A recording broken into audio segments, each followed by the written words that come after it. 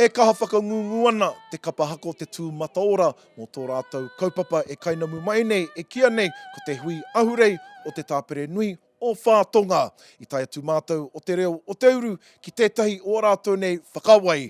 Ko te whaiake nei ko te roho ngātu o ngā whakamarama. Tū te ao, tū te pō. Ara, ko te Tū Mataora e. No te tau 2005, tēnei kaupapa tīmata ai. Ko te tahi o ngā take nui mō tēnei o ngā kapa. Kia noho mai hei kāinga rua mō mātou e noho mai ana i te rohe o Rangitāne nei. Te nuinga no iwi kē. No reira o mātou me ki ngā rā waho e noho mai nei te papa i oia he kāinga rua he wāhi e tipu haumaru ai a mātou nei tamariki, a mātou nei mokopuna. Koe nei, te āhua pērā ki o tātou nei tini marae, kia haumaru te noho, a tātou nei pakeke, tamariki, hataino atu ki a tātou mokopuna, koera te tino whāinga. I tū mai tēnei o ngā kaupapa i runga i ngā pou, ko te pou o te whānau, koera te mea tuatahi, ko te aroha, ko te whakapono, me te kotahitanga. Koera o mātou nei pou e whā, e tū kaha mai ai tō mātou nei whare o Te Tū Mataora. He toko maha ngā kaihaka o te kapa nei, no ngā whakarea ngā katoa, ko te nuinga i tipu ake i te papa i oia, ko te aroha tētahi ki tētahi, me te kaha hāpai te reo Māori me ona tikanga, ētahi o ngā uara o te kapa, ngā whai anō i eke ai rātou hei kapa toa i roto i te rohe. Te noho āwhānau, ko te haeringa ki pariroa, ia tau i te timatanga o te tau, ka hoki atu mātou, o te Tū Mataora ki taranaki maunga, ki reira whakarite ai mō ngā mahi kei mua i a mātou, he piki i te maunga, he heke atu ki te rereo kāpuni, he whakatau i te wairua, he hoki ngā mahara ki a mātou pou, kua hinga, ētahi atu ko te haere a whānau ki ngā kaupapa nui, pēnei ngā tangihanga, he mirimiri te tuara o ngā whānau, o a mātou whānau.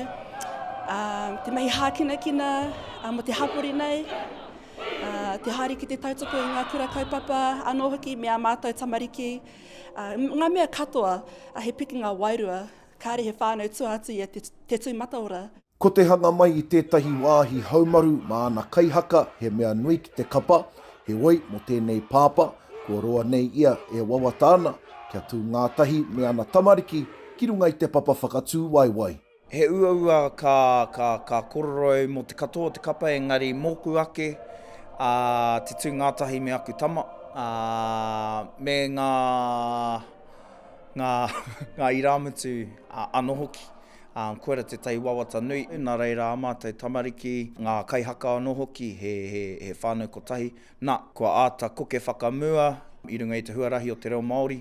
Nā reira kaua ki a mātai tamariki noiho, engari ki ngā tamariki o tēnā, hei whakarongotanga mā rātou, hei kai anō hoki mā rātou. Ko te tino hiahia o tēnei whānau, kia tiakina, kia pupuru hoki, ki ngā taonga Māori katoa, ko tā rātou aronga nui, ko te whakahiapo i tā rātou whakapapa me tā rātou hononga ki te rohe.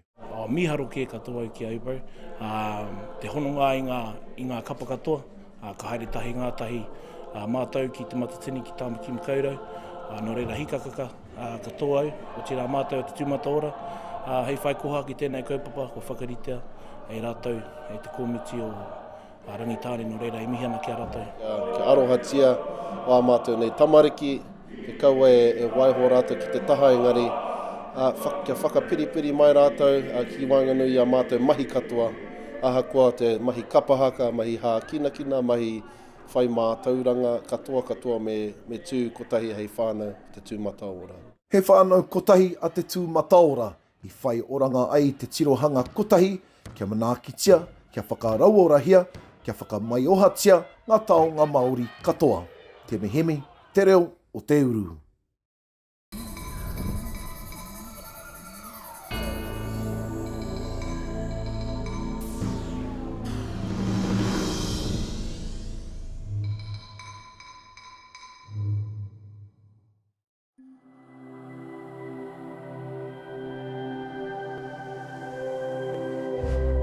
Te reo, te take.